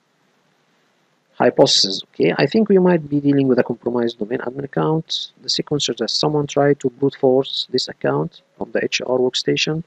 The exceeding gaining access they are trying to use to modify group policy setting, focusing on HR department.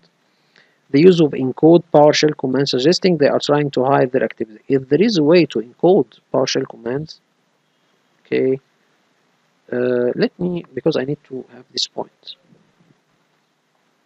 Okay, if we can do that, okay. I am concerned because this could be an attacker trying to establish presence through group policy. Okay, mentor evaluation. Thank you for the analyzation. Here is another thing, or another catch, or another addition concerning our Claude answer. Here is giving the mentor evaluation. Thank you for your analysis. Let me prove some feedbacks. Good catch on the brute force attempt by successful login. Correctly identified the suspicious sequence of GPO modification. Notice the encoded PowerShell command as a potential obfuscation technique.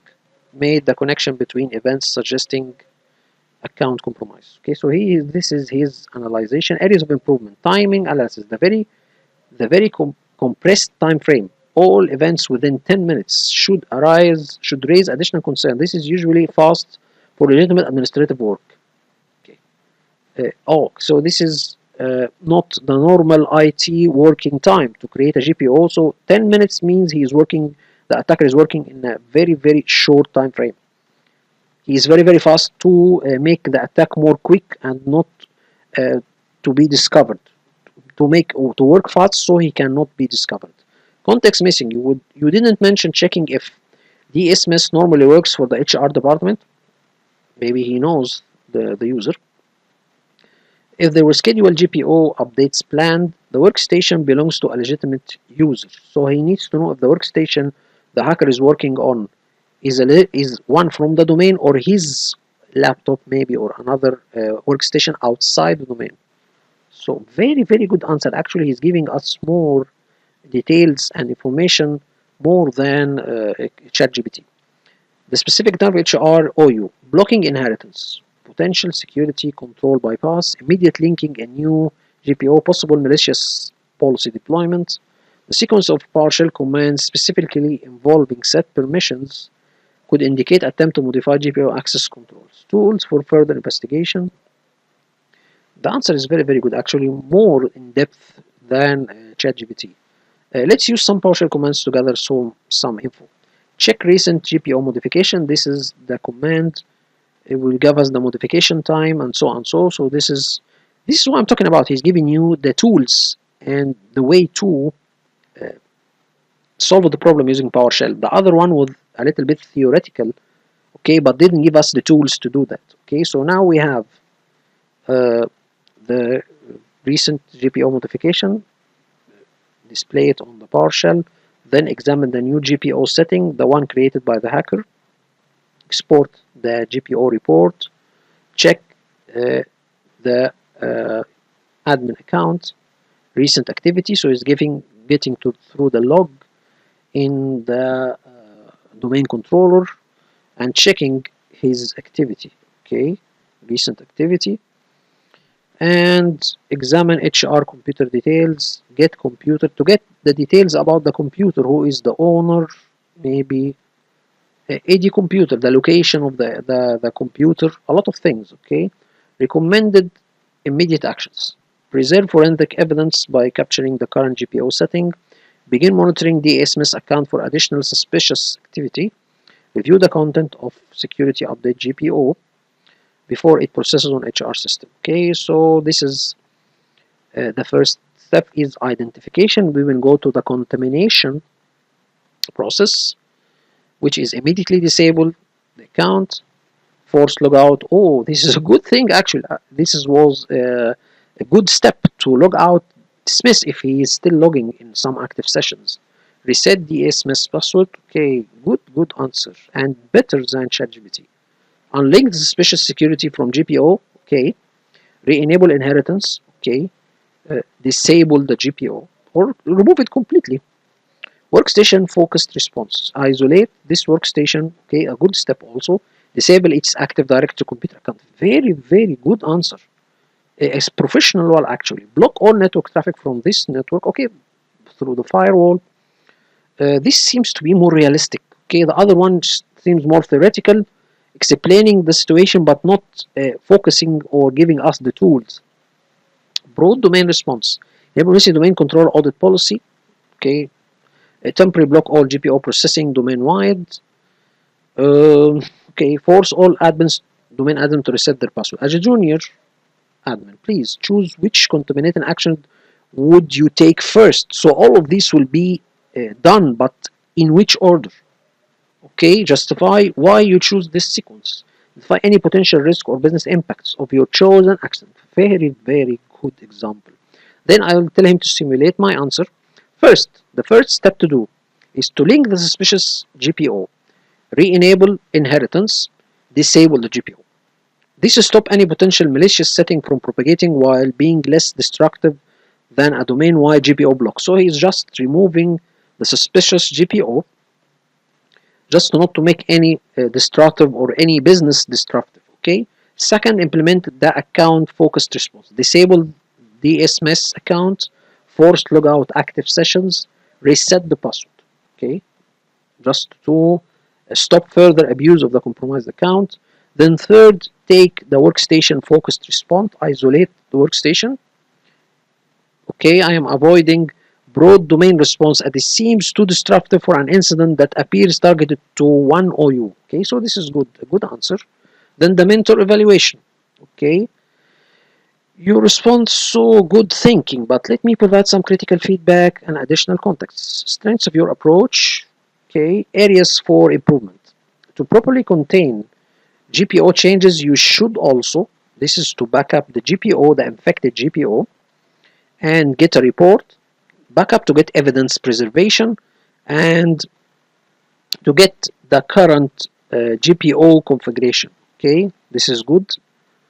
Then validation step missing after contamination or arson contamination verify that the GPO is linked to the HR. So after you disable the security, GPO need to get a reference or to see if it's not there anymore. Okay, the GPO check GPO links, and to see the inheritance, you need to have a verification. So you have blocked the inheritance and you removed the or unlinked the suspicious GPO from the OU. You need to verify that by these commands. Okay. Communication plan. You did not mention notifying the real DCSMS account owner. Okay, this is a good step actually. HR department leadership should be informed about the potential workstation disruption. Okay, so because if one is working on this workstation, we should inform them that it should be isolated. Security team for forensic preservation. Very, very good case from my point of view. The attacker had already deployed a scheduled task, actual incident finding. The attacker had deployed a scheduled task through the malicious GPO that create a backdoor local admin. Oh, so the GPO will create local backdoor admin account on the workstations, modify WM filter to hide the account from standard queries, to hide this account, establish persistent through modified GPO, group policies, client-side extension. So the group policy applied, created a local admin account on the infected machines so he can work with it. Okay, critical learning points. Speed versus completeness.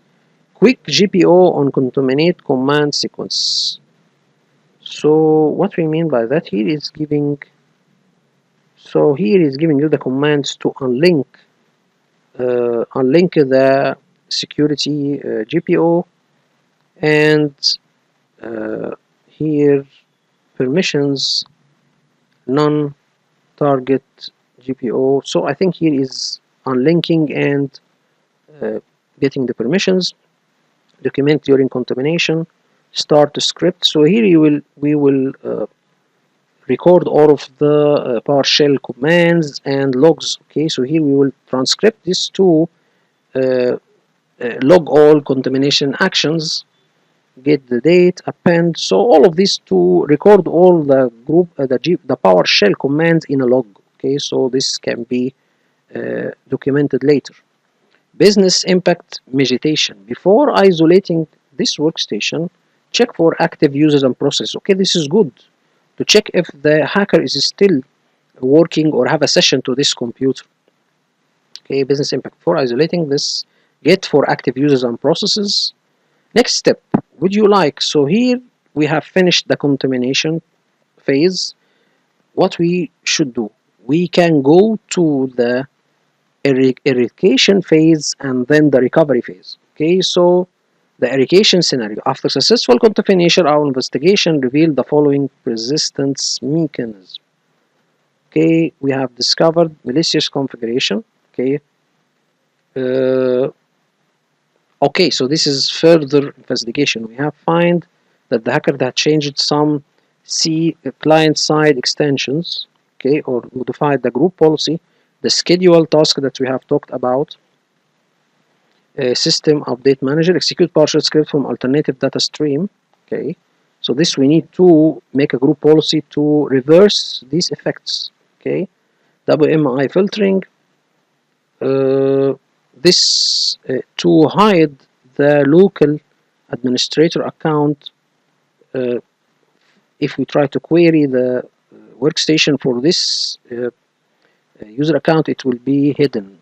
Okay, the local administrator account. So how we can do that? Remove compromised GPO entirely, audit and clean GPO extensions, reset default to the policy settings, system cleanup, remove malicious schedule task, clean WMI subscriptions, scan for and remove hidden accounts, reset machine security descriptors, AD structure, reset GPO inheritance, audit OU permissions, view and set service account permissions. All of this should be set. Okay, implement stricter GPO filtering, enable advanced audit policy, deploy additional monitoring. So these are these steps to ensure that we will not have this situation again, and to remove some of the effects of the GPO or the infected GPO. Okay, so here is giving us what you should do as a junior admin. Choose your eradication strategy, specify the order of operations, the specific commands and tools you would use, identify potential risk during eradication. Let's see the answer. So first of all, we will remove the GPO, audit other GPOs. Okay, good.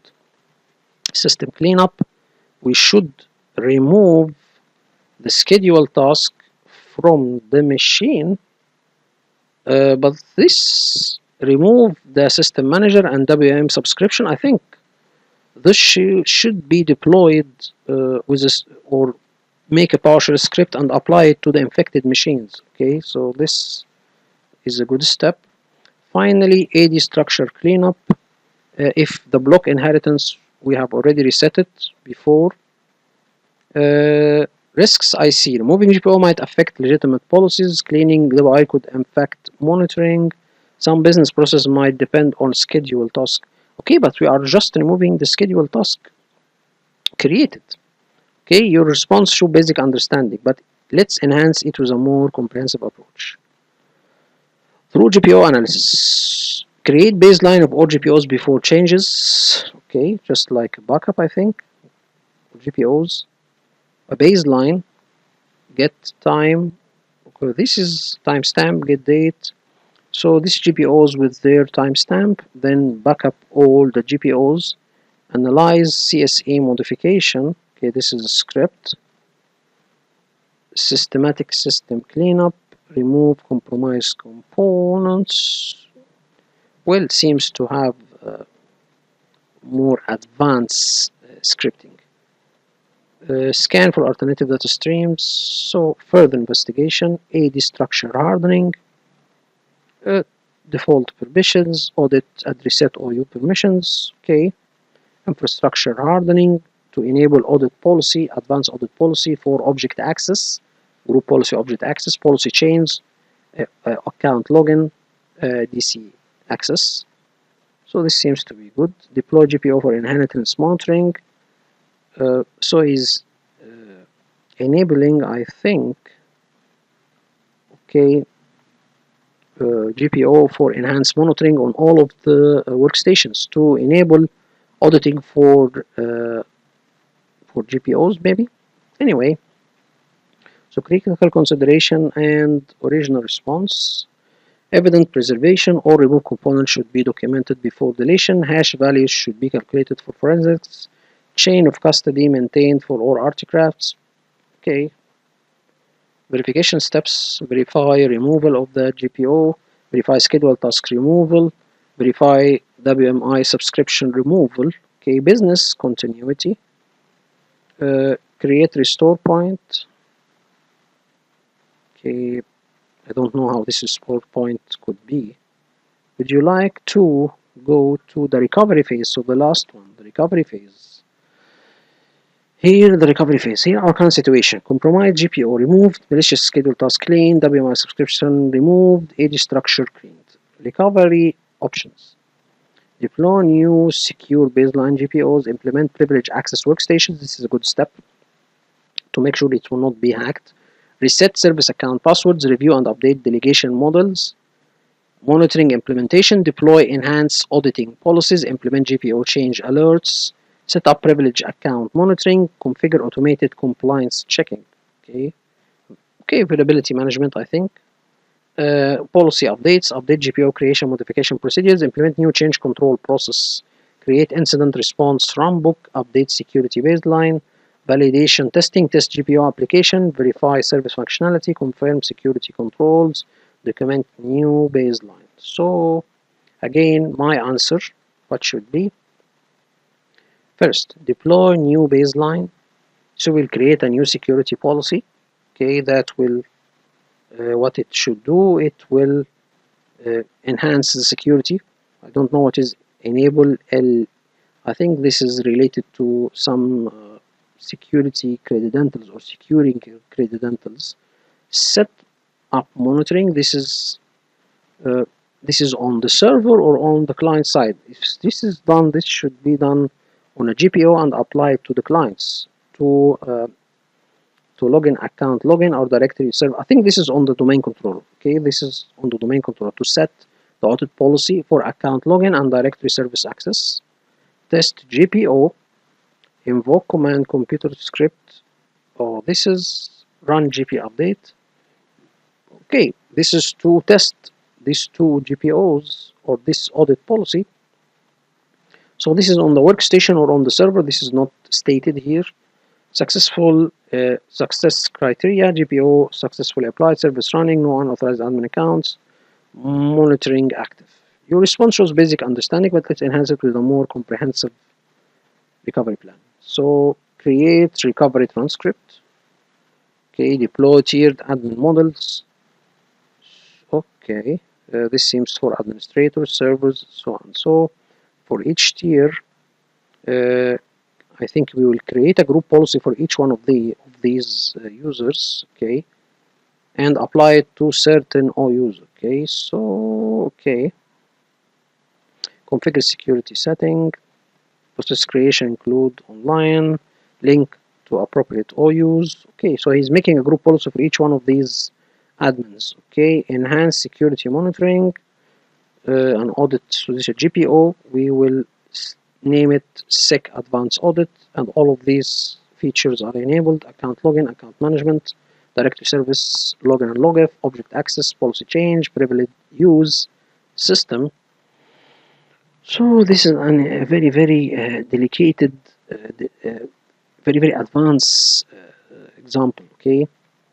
And configure event, Windows event forwarding if you don't have a specialized system for logging, and export it as XML file. Validation of testing framework.